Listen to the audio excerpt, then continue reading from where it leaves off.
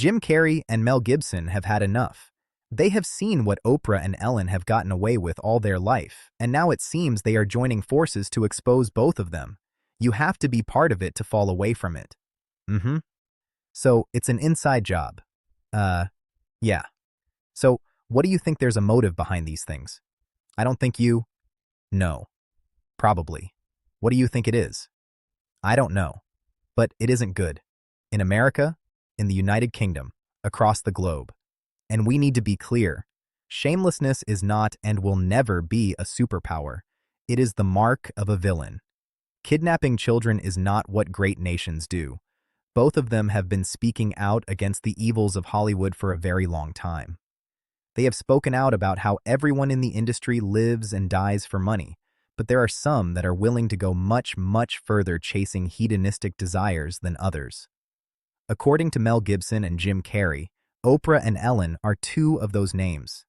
Let's start with Oprah Winfrey. You may remember that in 2023, Maui was devastated by horrifying wildfires, which burned through a lot of the local residents' homes. Oprah and Dwayne "The Rock" Johnson even put together a fundraising effort for the afflicted.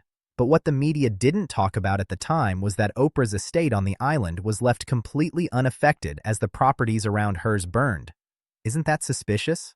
It led many to speculate that Oprah could have caused these fires on purpose to buy cheap land from the people of Maui. How is that possible that these people could lose their home and then lose their land? The governor is looking at taking that land, taking ownership of that land.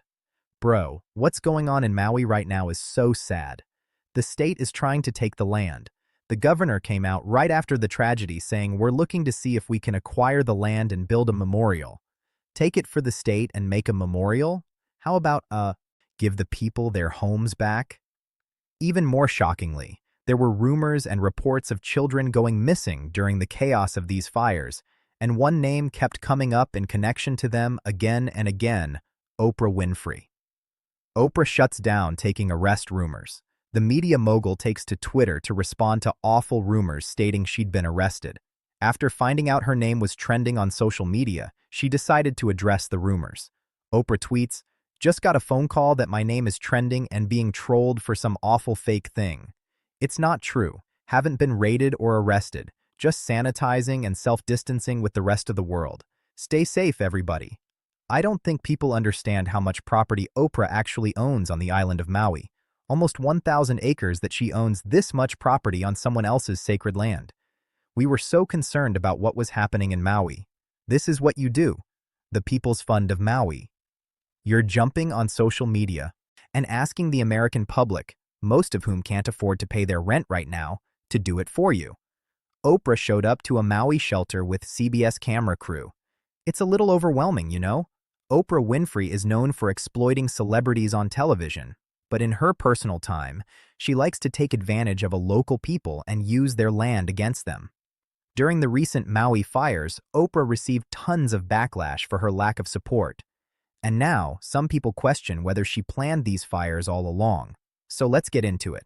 The people of Hawaii do not like Oprah.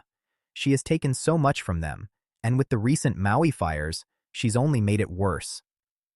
Before we get into recent news, I want to remind you guys that back in 2019, we had the same problem. Oprah owns a large part of this island and actually has a private road.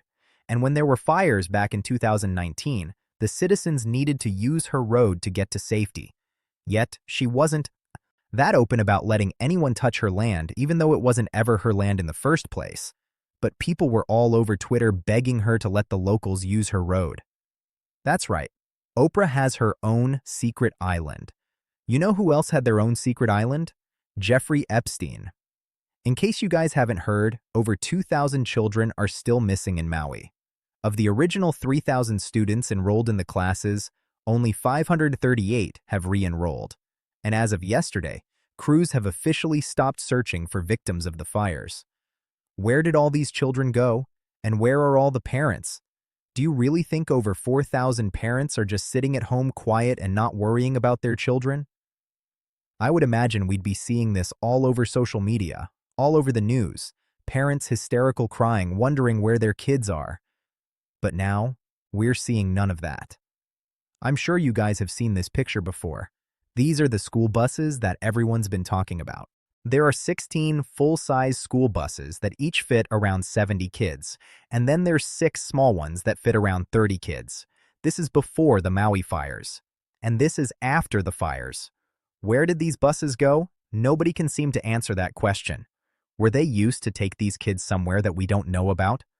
What do you guys think is going on in Maui? Now that on its own seems like pretty circumstantial evidence, right? But what if I told you Oprah once opened a school for children in a very impoverished part of South Africa more than a decade ago? And just a few years into the school's operations, allegations of involving the children began to surface. Investigated. Oprah Winfrey soon responded. She claimed to return to South Africa with a team of private detectives to investigate the allegations and speak directly with the girls. "It has shaken me to my core," Oprah said, but not everyone was falling for it. Something strange is going on with Oprah Winfrey's South African School for Girls. Go look and see what happened to them girls. So, Oprah opened the school all the way back in 2007.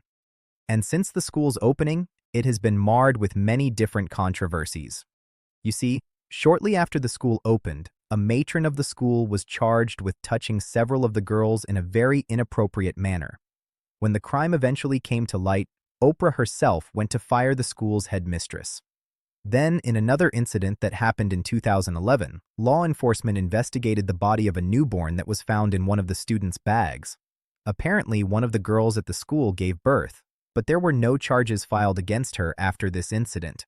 There were also other scandals the school was involved in, like in 2009 when 7 students were suspended for harassing their classmates. And now there's a new scandal that the school is known for, as many people online have started spreading rumors that girls are disappearing from the school. According to these rumors, several students from the school have gone missing. But as of right now, nobody is sure why these rumors have started, as there is currently no news reporting that there have been missing girls at Oprah's school. Regardless, these rumors have managed to go viral all over TikTok and Twitter, and they continue to be spread to this day. But to believe that you can take them as property and sell them and it's something from the dark ages, it is just so horrific. It was called Oprah Winfrey Leadership Academy for Girls.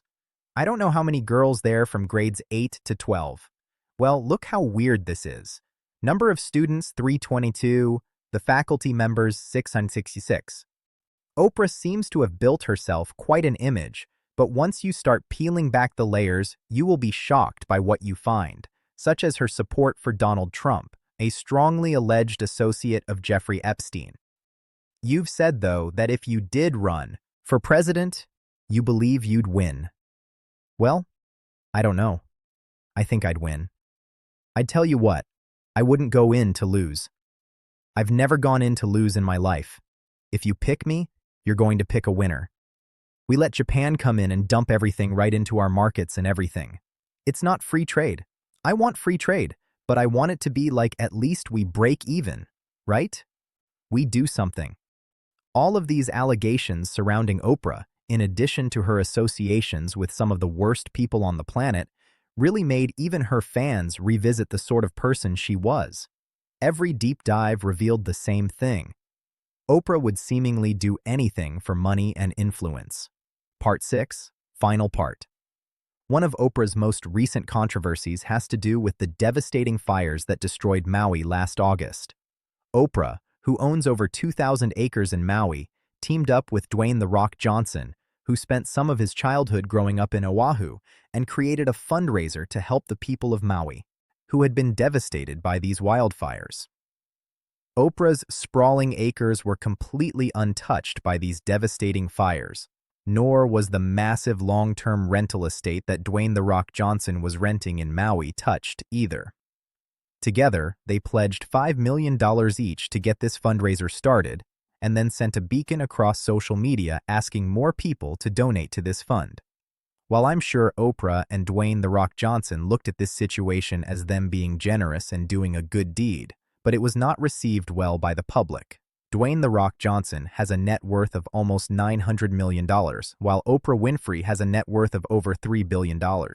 It was in extremely poor taste for these two individuals, who are some of the most privileged people on the planet, ask for the everyday average American to donate to this fund when 70% of Americans live paycheck to paycheck, and these people have multiple homes, multiple cars, and an exorbitant amount of cash. It's also not lost on me that indigenous people from Hawaii have asked tourists to stop coming to Hawaii for quite some time now, and billionaires and millionaires are quickly buying up sacred and native land, and it's just becoming really out of control, and it makes me sad that we refuse to listen to the people of Hawaii and still just continue to disrespect and unnecessarily harm a precious ecosystem and economy. So, with all of this being said, I think it's very interesting to look at the full picture of Oprah's life and see how she has gone from living a deeply impoverished and unstable childhood to becoming a multi-billionaire who seems to have a deep love for money. I unfortunately think that the Oprah Winfrey Show was a tool in helping to distort so many people's minds when it came to medical misinformation, scientific misinformation, etc., etc. I think Oprah misused her massive platform on multiple occasions simply for the love of money, not because of genuine love or wanting to help her viewers and her audience. Like, what does having someone on saying that it's unsafe to get a mammogram? Like, who does that help? Shows like The Oprah Winfrey Show and Dr. Phil, for shows like theirs to run, exploitation of guests must occur. Now, while Oprah is bad enough, Ellen may be even worse. For the longest time, people were told to stop asking questions about Jeffrey Epstein and the powerful people connected to him. Many claims were dismissed as internet rumors or conspiracy theories. But after court documents, flight logs, and other records became public, interest in Epstein's network grew even stronger, and people began re-examining old stories and celebrity connections with fresh attention, particularly when it came to Ellen. According to investigators who reviewed Epstein's records, the people around him communicated in strange ways. Emails were filled with odd phrases and coded-sounding language that didn't make much sense on the surface. Words like pizza, pasta, and especially jerky kept appearing over and over again, not in normal conversations about food, but in ways that felt disturbing when read in context. There was also a lot of language that appears to be coded regarding food. I wanted to let you know the crew really appreciated the pizza. Another email read, "This is better than a Chinese cookie. See attached. Let's go for pizza and grape soda again." This one talks about, "Yeah, that's the pizza. You mean radiating a soft glow with a look of bliss and excitement." There's one more I think in this list as well. Sorry, I have no stomach for even the slightest aggro. I don't have the stomach for it for any drama, imaginary, or real. I'm still fragile off the last one and scared of shadows. This is in response to some videos that were shared where Jeffrey Epstein himself says, "I watched all of these videos, don't send any more." And then Ghislaine is like, "I can't stomach any of this. What the did you send?" That Jeffrey Epstein was like, "No more." Well, and remember that they have some sort of OPSEC because previously he'd said, "Not for email." Even lawmakers who reviewed some of the unedited files admitted the language was alarming. One of them, Anna Paulina Luna, openly said the emails contained coded phrases and disturbing descriptions involving. She pointed specifically to the repeated use of the word jerky, saying it clearly did not sound like ordinary food references when viewed alongside the other messages. Here's the reference to pizza we talked about earlier. I'll give you another example here. Epstein sends a message to someone, she looks pregnant, reacting to a photo. And the client replies back to Epstein, "You mean radiating a soft glow with the look of bliss and excitement." Yeah, that's the pizza. I cannot be clearer than this, that this is a code word. It makes no sense in that context whatsoever. And this on top of the example I gave you earlier, when Raul just gave him I think it's the medicine for having an erectile dysfunction, I assume.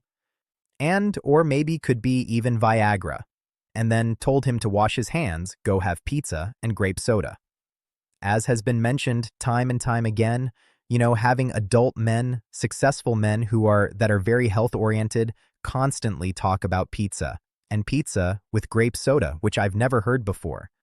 Yeah, I've never heard of pizza and grape soda before this. I don't know if that specific combination was part of the whole Pizzagate thing, but It's definitely mentioned a lot because I saw that phrase, so I looked it up and was like, is this actually like in there multiple times? And it most definitely is. There's another one here. Have you seen the beef jerky mentions as well? There's an email here from Jeffrey Epstein to someone else that says, Francis has time to come tomorrow to show me how to make it. Jerky, anyone? He will also bring you a taste of his jerky recipe from the restaurant and sends a warm hello. He's working at a restaurant called Cook's. Wait for it, beef jerky and steak. Yes, time at 3 p.m. There's other emails of him talking about beef jerky.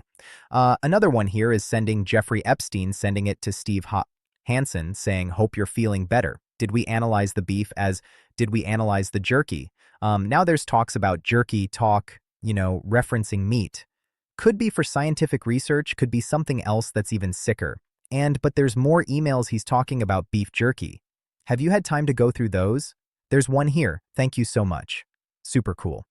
IT guy, setting up service right now. We are ridiculously excited and beef jerky delicious. Thank you. Thank you. Thank you. Thank you. Thanksgiving.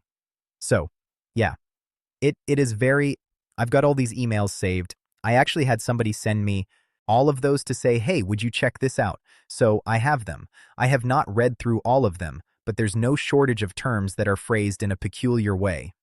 Muffin is another one. I've seen that a couple of times. I talked about when he says whoops.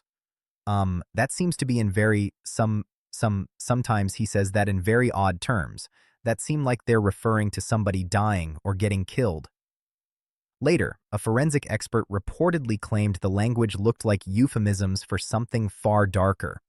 Hey, what would you say is the biggest revelations you've found so far? So, I thought that it could be interesting to go through some of the names that are mentioned, some of the people that are talked about, and some very what I would consider some fairly legitimate accusations. I thought we could look at some of those people. We would look at some of the journals by one of the victims. I thought that could be interesting as well. They're pretty painful to read because it's actually pretty heavy stuff, but it does give us an insight into what it was like for some of the people that were by Epstein. And she also makes some pretty outrageous claims. We'll talk about whether or not these are fully credible. I've also got some information on that potential escape plan. I've translated it pretty well, but I've had a lot of feedback since I released a video on it. Some people that think that there are a couple of words that maybe that I hadn't translated, they think it means something different. We can get into that. So there's some pretty interesting stuff there. So a little bit of everything today, but mainly just the most interesting things I've found thus far sifting through. I don't even know how many I've looked at this point. It has to be well over 100,000. So, absolute, man. Let's do this. You're going to be able to share your screen. So, what I'm going to start with is, this is a journal by a 16-year-old girl who was an alleged victim of Jeffrey Epstein's. Now, she names a lot of names in this journal. I mean a lot. She has actually 2 journals. And I'm going to go through a couple that she names early on. But this is actually the cover to one of the journals because she had letters from when she turned 16. So she was very legitimately quite young when all of this was going on. But as I said, she names a lot of names. And there was an attorney that included a letter. Actually, I'll scroll down to that briefly. I know we're going to be jumping around a little bit, so you can at least see what that's in reference to. So her attorney basically had said that words like yucky and gross and bad and mean are code words for basically assault. Email after email mentioned jerky being stored in freezers, packed into insulated bags, rushed between locations, and shared among Epstein's closest associates. On the surface, the conversation sounded casual, friendly even, but the details raised major red flags for investigators and people following the case online. Now, many believe some major celebrity names could be tied to the entire situation, and one of the biggest names constantly brought up is Ellen DeGeneres. The biggest bombshell was the fact that her name allegedly appeared much closer to Epstein's world than most viewers ever realized. Rumors even spread online calling her Hollywood's most prolific with countless internet users, claiming she had ties to Epstein and the elite circle surrounding him. Some claim she helped introduce people, kept connections smooth behind the scenes, and stayed close to powerful figures while everything remained hidden from the public. Now, in 2014, Ellen DeGeneres orders 99 pizzas in the middle of the Oscars. Ellen shared that she ordered pizza for all the guests at the. She also stated that Harvey Weinstein offered to chip in. It cost me 200. She didn't give it back. She put it in her pocket. I'm serious. She didn't give any of that money back. Oh God, this is such a bad to have paired with Harvey Weinstein, especially because his name is all over the files. In particular, that story with Jay-Z where someone claimed that they had been harmed by Harvey, and Jay-Z was there. So messy, but let's go ahead and take a look at this clip that's going viral. Hey Jeffrey, how are you? How's everybody doing? Good? Oh, hi Gabby. Yes. Carrie. Is anybody hungry? I just feel like everybody's got to be hungry right now. Good.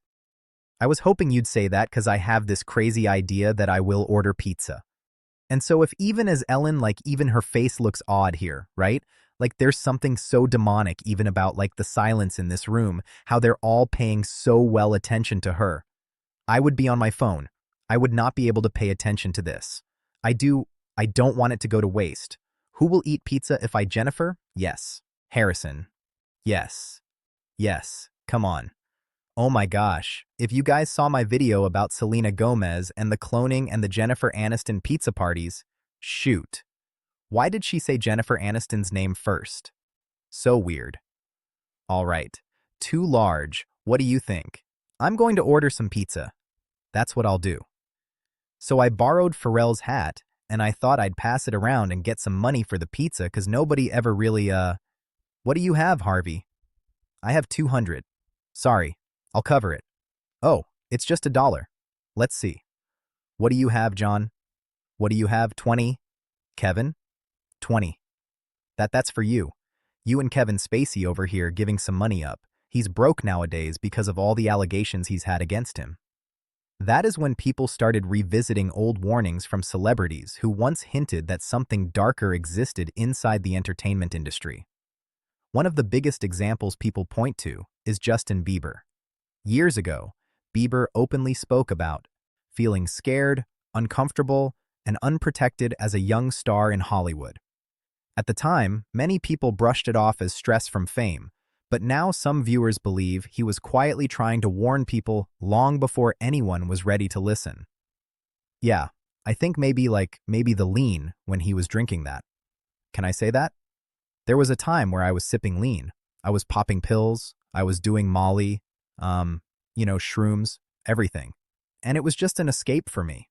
I was just young, like everybody in the industry and people in the world who experiment and do, just normal growing up things. But my experience was in front of cameras and I had a different level of exposure and people, and I had a lot of money and a lot of things. So then you have all these people around me just kind of hanging on wanting stuff from me, knowing that I was living this lifestyle that they also wanted to live, drinking, smoking. I think when you take somebody very, very young and they start to get horrible, crazy, crippling anxiety, and it goes undiagnosed and you don't know what it is that you're feeling, you start to self-medicate because it makes you feel better. Just help you not to feel anything. With all the success that we've had, we've also had some really turbulent times.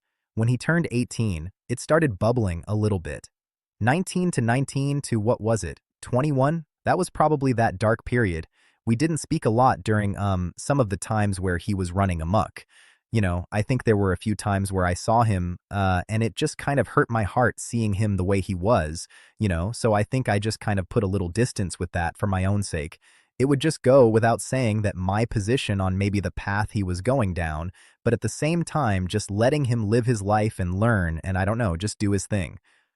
One especially disturbing piece of the story traces back to 2009 when a young model named Gabriela Jimenez was filmed outside a hotel in an emotional breakdown.